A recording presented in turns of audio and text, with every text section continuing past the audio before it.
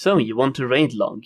Well, in this video I'll try to go through some items you'll need in order to raid log, and do some basic math to help figure out the amount of consumables you will need.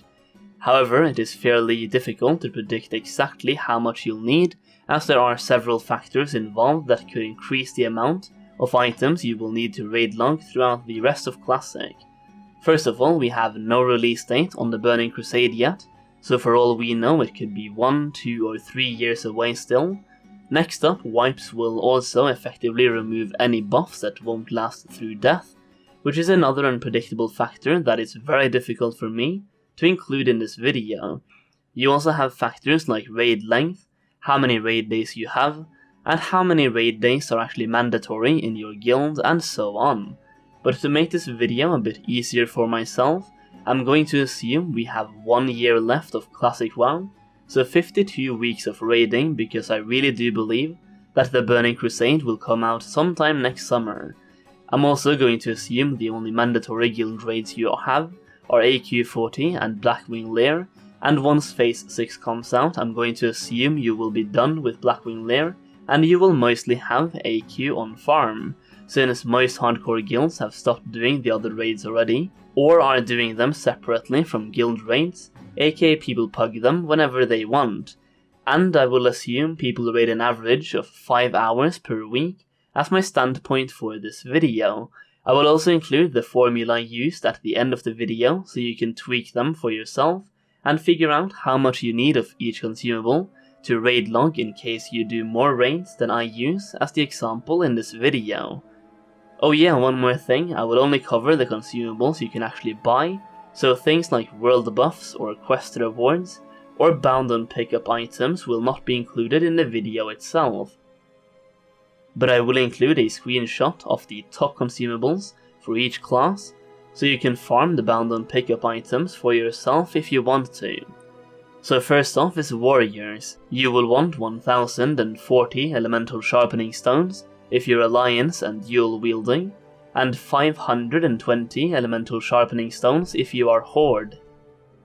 Horde needs half of what alliance needs, because if they have a shaman in their group, the Wind Fury takes up a temporary enchantment spot, so they only use elemental sharpening on their offhand. You will also want 260 Elixirs of the Mungoes and 884 Mighty Rage Potions. The number of Mighty Rage Potions is assuming you use 1 potion per boss fight. If you use food for stat buffs as well, you will want 1040 Smoked Desert Dumplings. Also, for fun, let's just say you flask for every single raid as well, with 100% uptime, in which case you will need 130 flasks. The usual flask is Flask of the Titans, but I don't think many melee will opt to use it. It will mostly be for tanks. This number of flasks actually remains the same for every single class, so I'm not going to repeat it for every single class. Just buy 130 flasks if you're going to flask with 100% uptime, and you have 5 hours of raid time every week. You also have Winterfall Firewater, which you will want 780 of, and if you are a tank, the only real change from DPS consumables are that you might want to change out the Mighty Rage Potion for a Greater Stone Shield Potion. And then you have rogues. Honestly, it's a lot of the same, but with some minor differences. I will list all of them either way. First of all, Thistle Tea. You can consider this the rogue version of the Mighty Rage Potion, so you use this once per boss fight, and it has a 5-minute cooldown. Assuming you use this on every single boss fight, you will need 884 of these. Then you have Elixirs of the Mungoes, which you'll need 260 of, just like warriors. Instant poisons are your type of weapon coating, so this will work like the sharpening stones for warriors. This means you'll want 1040 of this as alliance, but only half of that if you're horde, because once again you want to leave your main hand unbuffed, so you can get Wind Fury enchantment from a shaman. You also have grilled squid, which is your food buff, which you will need 1560 of, or 1560. And Winterfall Firewater, which you'll want 780 of. And since we have been talking so much about Shamans already, let's just cover Shamans as well. And I'm going to cover enhancement Shamans mainly here, but if you play Elemental, then just switch out the Elixir, and maybe the food buff, and you're good to go. First of all, you will want 884 major mana potions, assuming you use one for every single boss fight. As for elixirs, you will want 260 Elixirs of the Mongoose. When it comes to food buffs, you can go for the Night Fiend soup if you're having mana issues, or grilled squid if you want a bit more damage output. Either way, you will need 1560 units of food. And since we just did a horde specific class, let's show Alliance some love as well and talk about Paladins. If you're going to raid as a Retribution Paladin, your consumable list is pretty much exactly the same as a warrior. So 260 Elixirs of the Mongoose, 1040 Smoked Desert Dumplings, 520 Elemental Sharpening Stones, and 780 Winterfall Fire Water. The only difference is that Paladins should opt to use a healing or mana potion instead of the Mighty Rage potion, since that potion is only for warriors. Also, if you're going to Flask for raids as a Retribution Paladin, you will most likely go for the Flask of Distilled Wisdom. As a tank, it's pretty much the same, but you should obviously use the Flask of the Titans, and you'll be switching out your potions to the Greater Stone Shield potion. If you're healing, then just go for the Night Fiend soup, food stat buff, which you will need 1560 of, Mage Blood Potion Elixir, which you'll need 260 of, and obviously mana potions, and a relevant healer flask.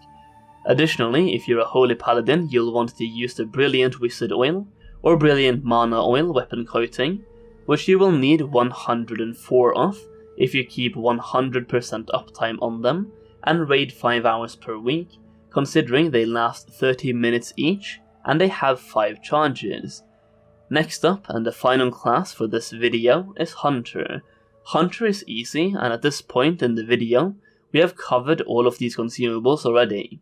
260 Elixirs of the Mongoose, 1560 Grilled Squid, 780 Winterfall Fire Water, and if you're ultra tryhard, go for an agility scroll for your Hunter pet as well, which you will want 520 of if you want 100% uptime.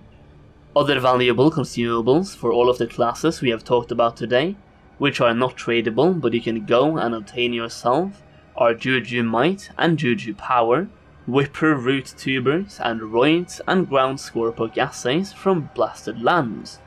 Whipper Root Tubers can be obtained in Felwood, and Juju Might and Juju Power can be obtained in Winterspring.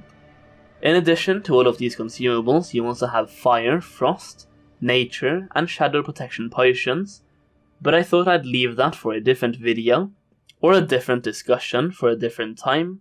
But basically, the amount you will need will highly depend on your guild's gear in total, how short you can make each boss fight, how good your guild is when it comes to executing strategies, as well as how good of a player you yourself are. That being said, there are a couple of bosses where protection potions are somewhat necessary for certain classes. Like Firemaw in Blackwing Lair, most melee will want a fire protection potion, as well as on Princess Huhuran in Ankh-Kiraj, melee will also want a nature protection potion. In addition to this, I believe most people will use at least one frost protection potion in Naxxramas as well for the Sapphiron fight, possibly on other fights as well. In general, there will also be more protection potions used during progression than during farm, so how many of these you will need will also depend on how fast your guild can progress through the raid itself.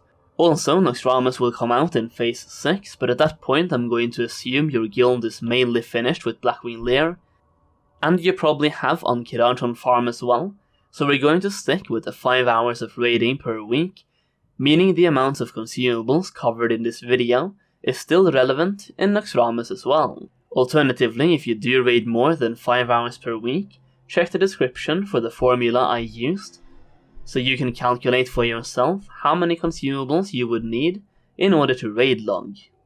The only items that would really change in Naxxramas, if you keep the same amount of raid hours, is the consumables that you use once per boss fight, because there's a fair amount of bosses in Naxxramas. I believe it's 15, compared to Blackwing Lair, which has way less than 15. And yeah, here's the formula I use for the consumables. You have numbers of raid hours per week multiplied by 52, assuming TBC comes out in exactly 1 year, and multiply that number by how many consumables you will need per hour. For example, for food buffs you will multiply that number by 6, if the stat buff lasts for 10 minutes, since 6 times 10 is 60, which is 1 hour.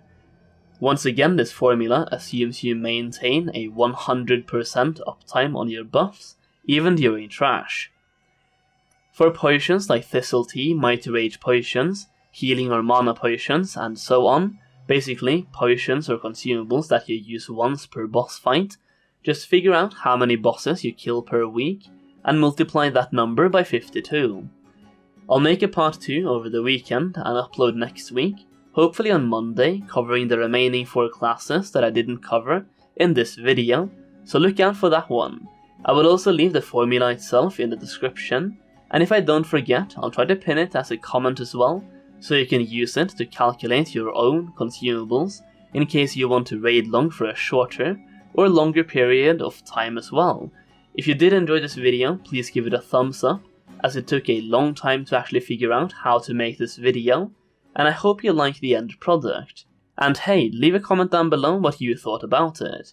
I haven't really made many raiding videos in Classic WoW, but I know it's a topic many of you are interested in, so I wanted to give it my best try at covering raid logging, and how many materials you will need in order to do so. And hey, if you do want to support me, you can find a couple affiliate links in the description down below. Like for example, there's some Amazon affiliate links to my recording setup, my microphone and my keyboard. And if you are a content creator, there's also an affiliate link to TubeBuddy down there as well. And honestly, if you are a starting content creator, TubeBuddy is absolutely amazing. And no, they haven't sponsored or paid me to say this, I honestly just love their product. So yeah, slap a like on the video, leave a comment down below, check out the links in the description, and with that being said, thank you so much for watching this video, and I will see you in the next one.